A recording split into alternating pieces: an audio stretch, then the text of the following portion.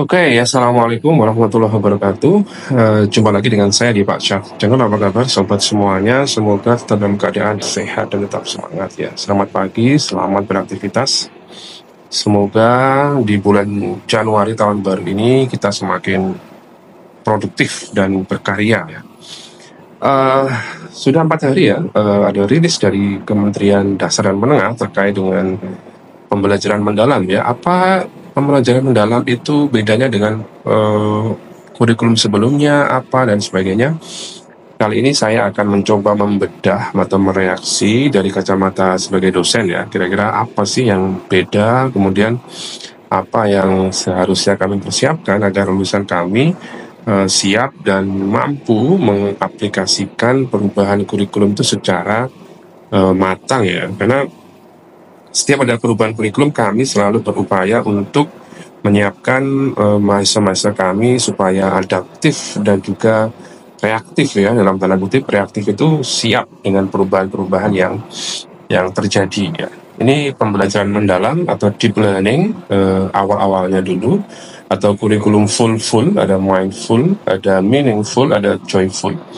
Oke, kita coba bedah secara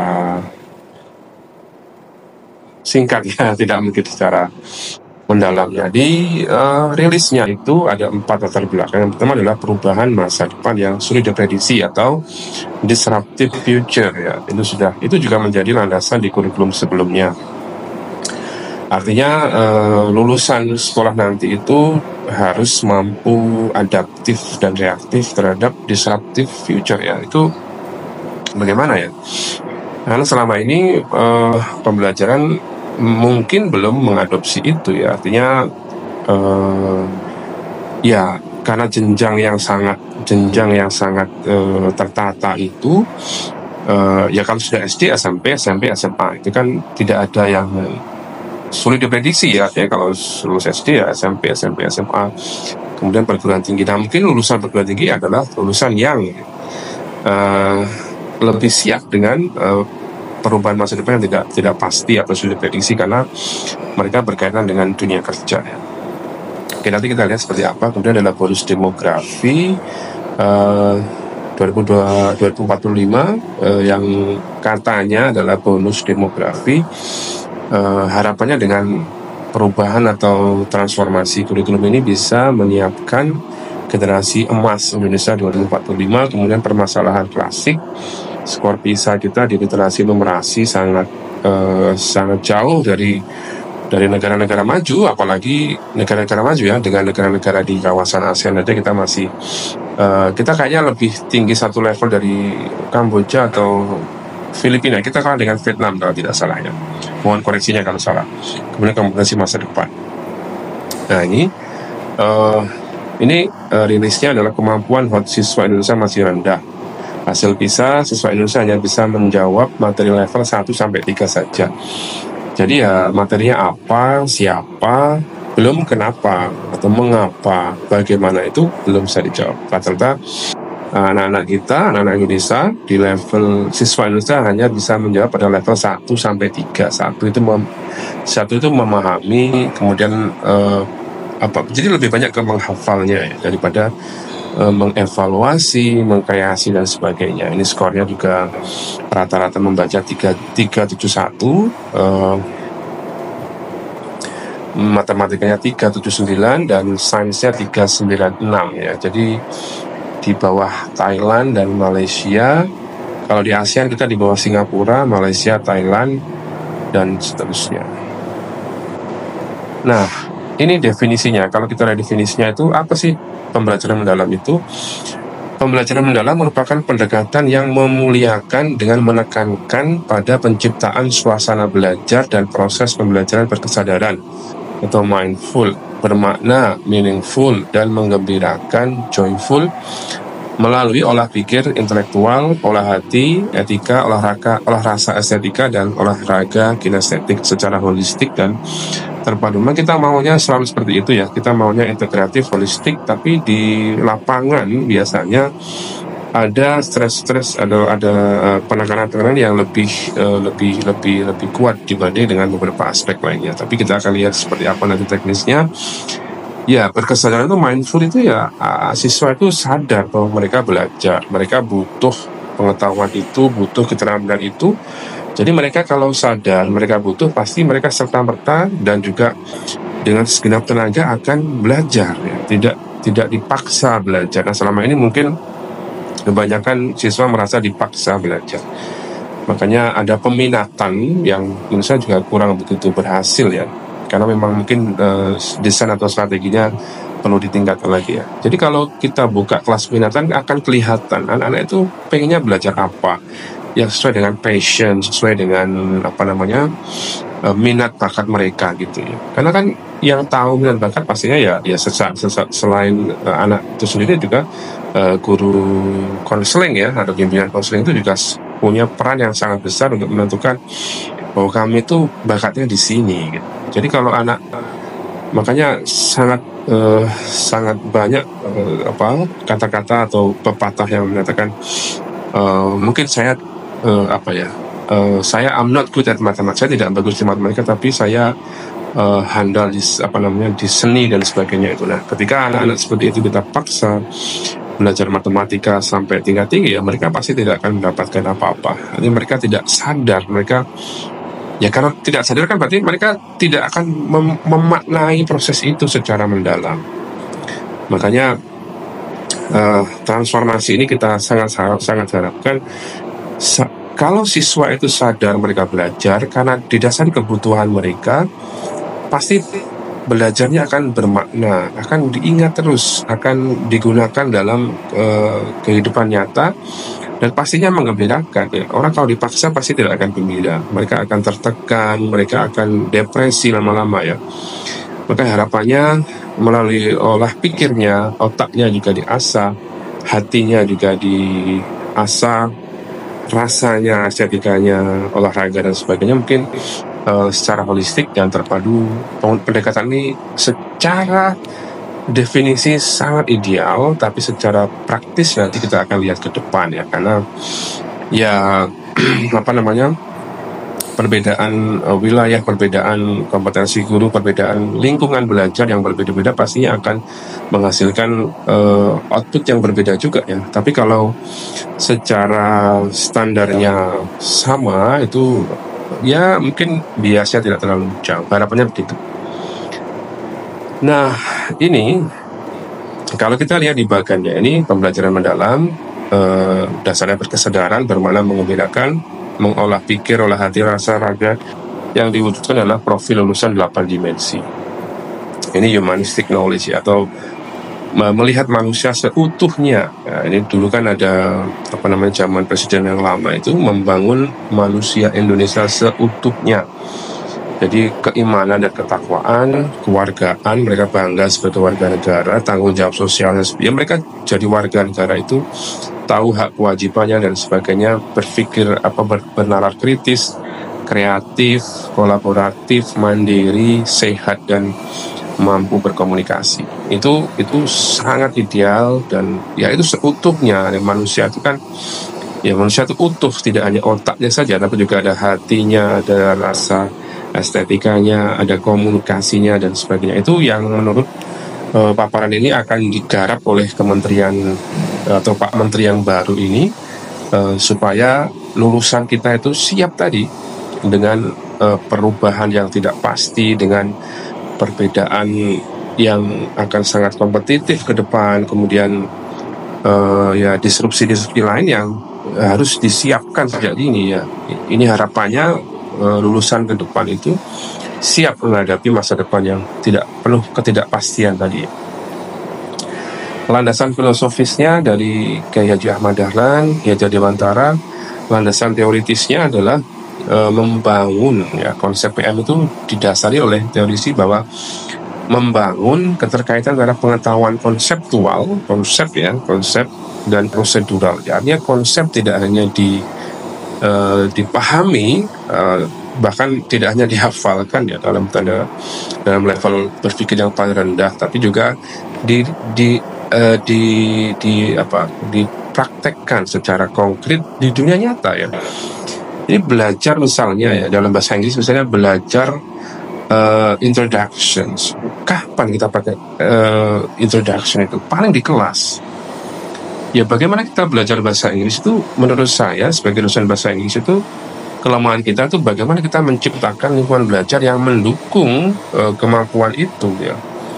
Saya bahkan belajar bahasa Inggris sudah sangat lama, ya menggunakan pasti yang paling banyak di kelas. Tapi kalau teman-teman siswa itu sudah dicoba untuk ikut seminar internasional dengan mendatangkan banyak native atau berkunjung ke negara-negara yang mayoritas berbahasa Inggris, mereka akan merasa, mereka akan survive. Misalnya ke Singapura itu, kalau kita tidak menggunakan bahasa Inggris kita dia tidak akan pernah menggunakan itu secara kontekstual ya. Ketika kita meminta bantuan orang untuk memfoto gitu ya, dia kan itu jelas sekali kita butuh untuk punya foto di misalnya di Merlion itu atau di tempat-tempat ikonik lainnya. Kalau kita nggak bisa berbahasa Inggris, ya bagaimana kita akan nah itu adalah bermakna, itu meaningful. Dan kalau kita tahu, ya mereka nggak akan perlu kalau mereka nggak pernah ke luar negeri atau bertemu dengan native secara langsung. Itu contoh yang saya alami sendiri ya. Kalau teman-teman yang lain ya silahkan. Misalnya kalau matematika, kita belajar pertidaksamaan yang sangat panjang sekali itu. Terus kalau gurunya tidak mampu merelasikan atau membangun keterkaitan dengan konteks yang ada di lapangan, syukur-syukur di kehidupan paling dekat oleh siswa itu ya pasti tidak akan bermakna. Kalau tidak bermakna, mereka tidak perlu. Kalau tidak perlu, ya mereka tidak akan merasa sadar belajar. Akhirnya maknanya juga tidak ada, alih-alih menyenangkan ya jadinya membosankan. Jadi saya kira tidak ada hal yang baru dalam konteks ini kalau melihat landasan teori yang digunakan itu experiential learning dari Kolb 184 itu tahun 84, di mana di bukunya ini ada 3 ya, ada Lewinians, ada Dewey's, ada Piaget yang sering kita bahas di teori-teori belajar yang kita ajarkan di perguruan tinggi ya. Artinya memang ya secara teoritis tidak ada yang baru, mungkin secara pendekatan yang lebih diintegrasikan menjadi holistik dan terpadu. Nah itu di konsep pembelajaran mendalam. Nah kerangka pengetahuannya itu ada foundational knowledge, ada meta knowledge, ada humanistic knowledge. Dan yang paling akhir itu humanistic knowledge ya. Bagaimana humanizing ya, secara nilai-nilai kemanusiaan dan makna yang mendalamnya. Kalau selama ini mungkin yang diasah hanya sampai meta knowledge, nah di PM ini diharapkan sampai humanistic knowledge. Landasan sosiologisnya ya sesuai dengan amanat undang-undang, perannya fondasi sistem pendidikan nasional, kemudian landasan yuridisnya ya pasti Undang-Undang Dasar 1945, empirisnya perubahan kurikulum, kompetensi masa depan, fokus pada kreatif. Ini kalau 21st century skill ada banyak sekali, saatnya punya creativity, kolaborasi dan penguasaan teknologi, pembelajaran bermakna, berdasarkan pendekatan global, menekankan pembelajaran interaktif dan inspiratif. Ini kerangka kerjanya. Pembelajaran pembelajaran mendalam itu dari kerangka pembelajarannya praktik pedagogis lingkungan ini mungkin sangat teoritis sekali.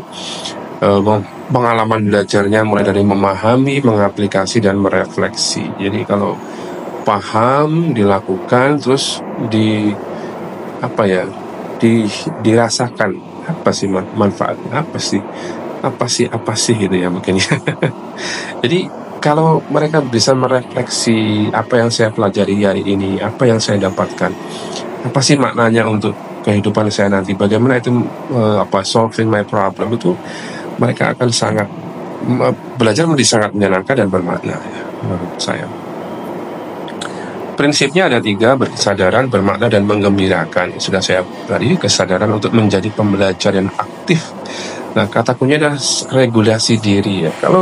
Kalau seorang itu butuh sesuatu, pasti mereka akan mau dan mampu belajar itu dengan sungguh-sungguh ya. Nah, kemudian ketika itu berulang-ulang terus, siswa tersebut akan mempunyai kemampuan self-regulated ya. Mereka bisa mengatur dirinya sendiri gitu. Belajar tidak perlu disuruh, tidak perlu diberi PR dan sebagainya. Itu kalau mereka butuh belajar, mereka pasti akan belajar. Dan sekarang kan media belajar, alat belajar sangat banyak sekali.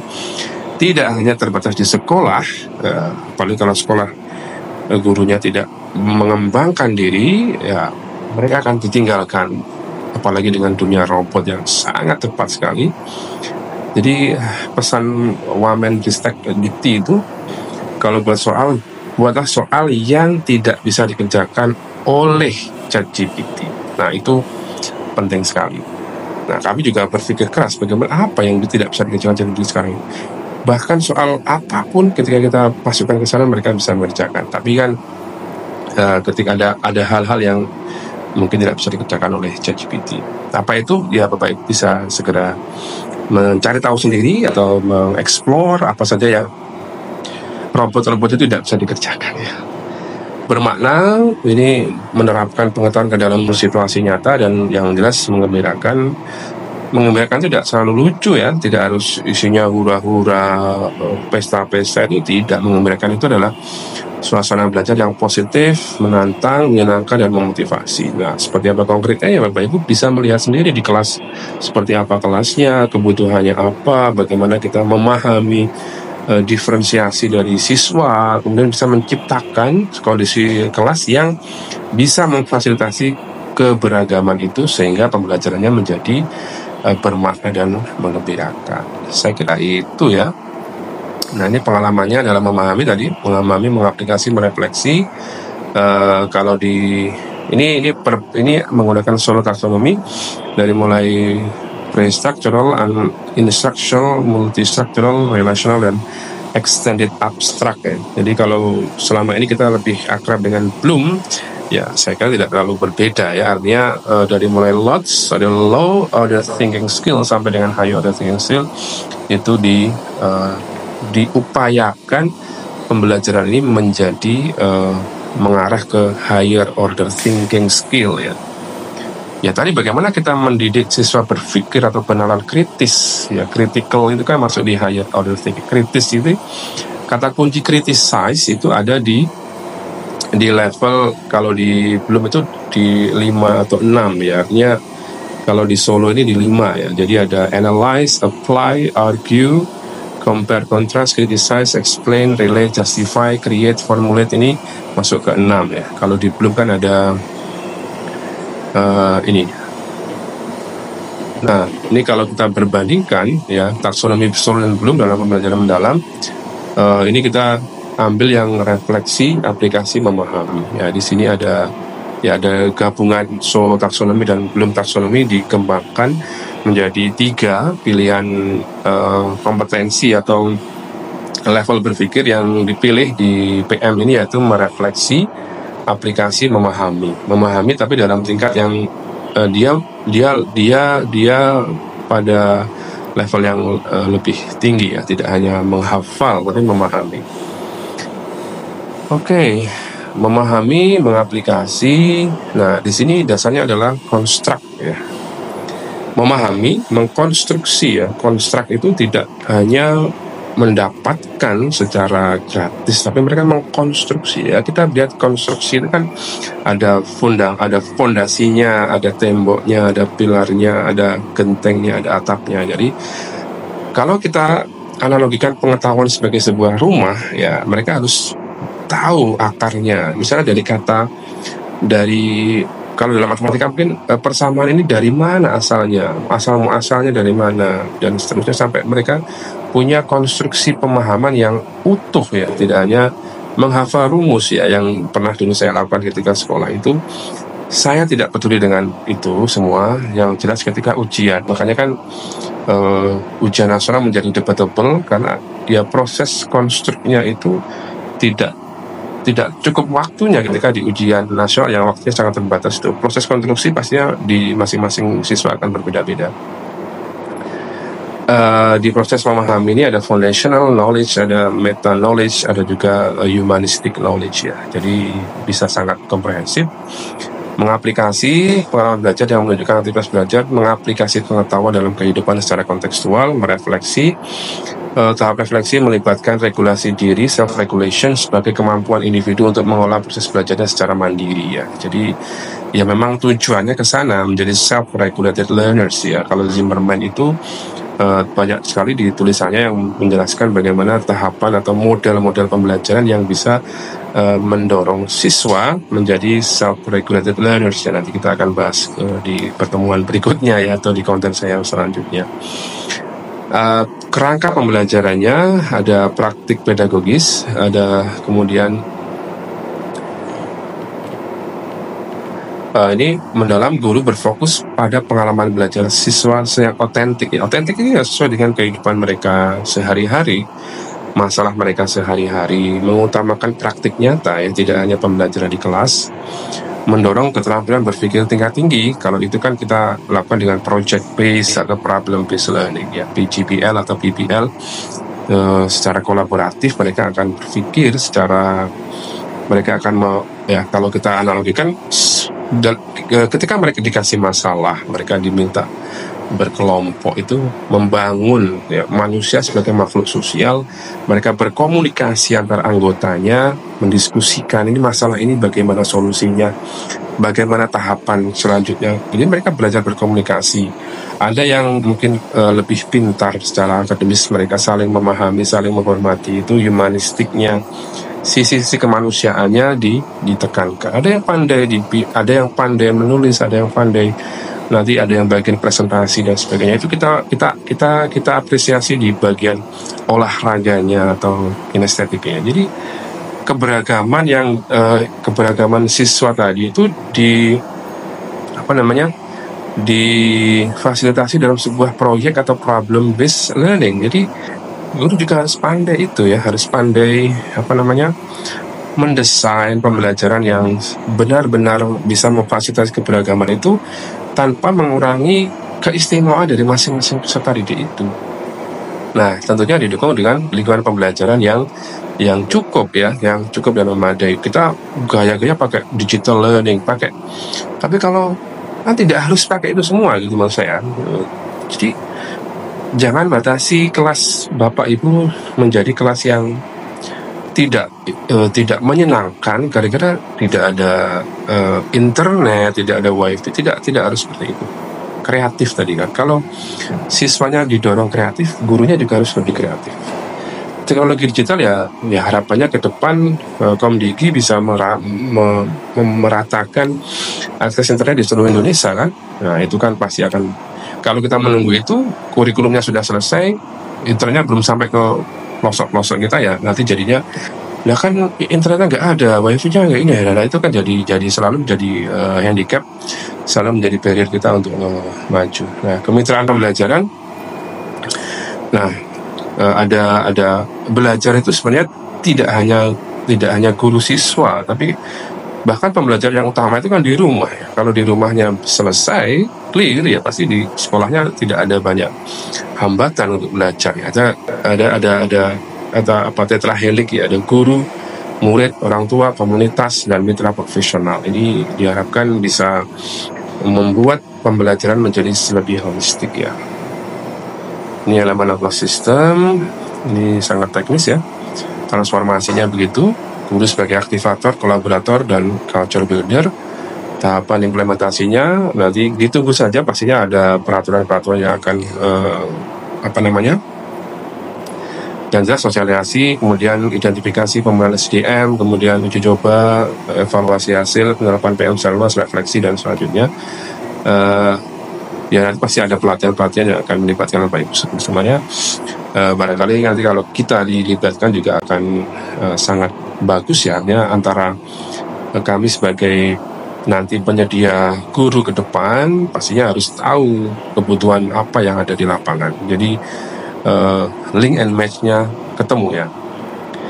Oke, saya kira itu yang bisa saya sampaikan sebagai review maupun reaksi terhadap paparan dari Kemendikbud dari versi saya loh ya. Jadi jangan sok tahu dan sebagainya, tapi dari versi saya sebagai dosen di perguruan tinggi keguruan, sebagai mitra sekolah-sekolah yang ada, kami harus seperti apa menyiapkan guru ke depan supaya kebutuhan guru ke depan dengan model pembelajaran mendalam ini klop gitu ya. Jadi kami tidak mau coba-coba gitu lah. Kalau di lapangan pakai PM, kita juga harus lebih PM duluan supaya guru kami yang kami luluskan nanti siap menjadi guru yang kompetitif dan adaptif untuk mendidik siswanya juga kreatif, adaptif dan juga kompetitif ke depan. Saya kira itu yang bisa saya sampaikan. Terima kasih atas perhatiannya. Thanks for watching. Jangan lupa like, comment, share, dan subscribe saya, Pak Syaf Channel, sebanyak-banyaknya.